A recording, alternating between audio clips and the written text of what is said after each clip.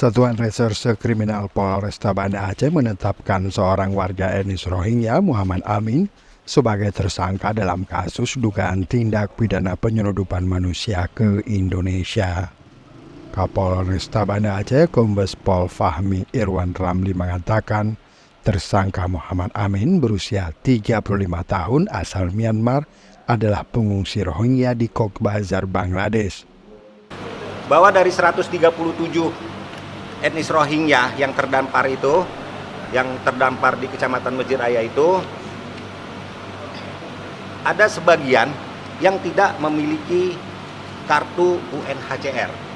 Artinya dapat disimpulkan di sini bahwa yang terdampar beberapa waktu yang lalu itu tidak semuanya pengungsi yang dari Cox's Bazar.